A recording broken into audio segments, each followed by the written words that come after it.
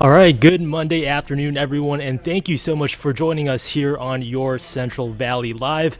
I'm your host, Gabe Salazar. So we are live across all of our digital platforms, including our app, our website, and of course, Facebook Live. As always, we do want to hear from you. So if you want to leave a shout out, send over a comment or a question, just hop onto our CBS 47 Facebook page and just type it in the comments below, and I'll do my best to get through all of it. So once again, thank you for joining us here. Well, leading up to tomorrow's special recall election, all eyes are on the polls. So with the latest poll that we have, a new poll commissioned by our parent company Nexstar, released just moments ago, shows support for Governor Gavin Newsom is growing. So as we take a look at the latest numbers here, the Inside California Politics Emerson College poll shows 60% of likely voters will vote against the recall.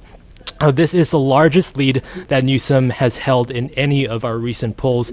And as we take a look at the second one here, we can see that on the second question, the question that answers who should replace the governor if he is recalled, Republican radio host Larry Elder continues to lead with 30% of likely voters saying that they would choose him.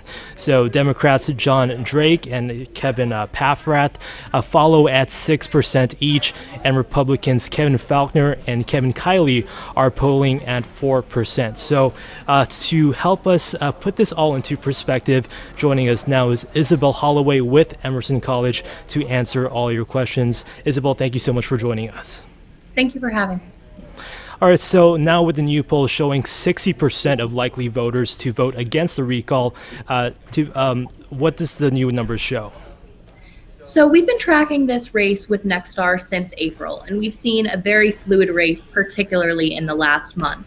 While the race appeared to be closer in our earlier polls, Newsom is really in a strong position going into tomorrow's election on Tuesday. 60% of voters are in favor of keeping Newsom in office, and 40% are opposed. We see that among voters who have already cast their ballot, either by mail or in person, Newsom has even a stronger advantage, with 64% of those voters already having voted to keep Newsom in office. We also see on that second question that Larry Elder is leading the long list of candidates that are vying to replace Governor Newsom. But it's also important to note that over a third of the respondents that we asked, 34%, said that they just plan on leaving that second question of who should replace Newsom blank, suggesting that they don't have confidence in any of the candidates that are vying to replace Newsom. Now, as we take a look at the latest poll, specifically the second one, so we see that Larry Elder is still leading by a pretty wide margin. How much of an increase is his lead compared to the last time we had a poll by Emerson College?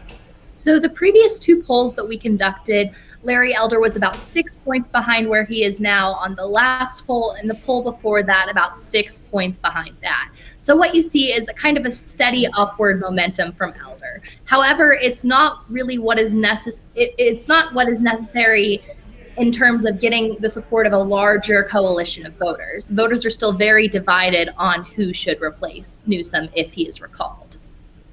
And so a common question that a lot of viewers have is just how reliable polls can be. So can you just explain how these polls are conducted and how large of a sample size this was?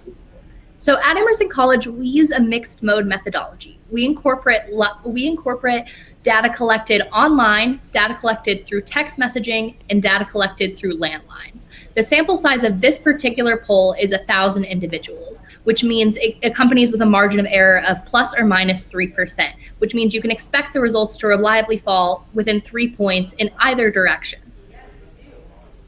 And so now talking about different groups within these polls, so talking about Latino voters, a lot of polls showing that Newsom is losing support with Latino voters. So does that continue to be the case here?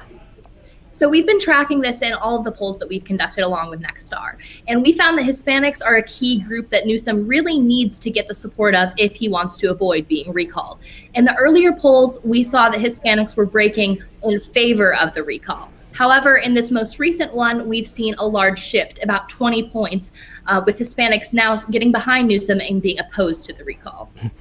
And now talking about young voters, so how significant of a role do voters, specifically younger voters under the age of 35, play in this recall, and what percentage of them have already returned their ballots and actually participated? Yes, so the amount of younger voters that have participated so far is smaller than any other age group.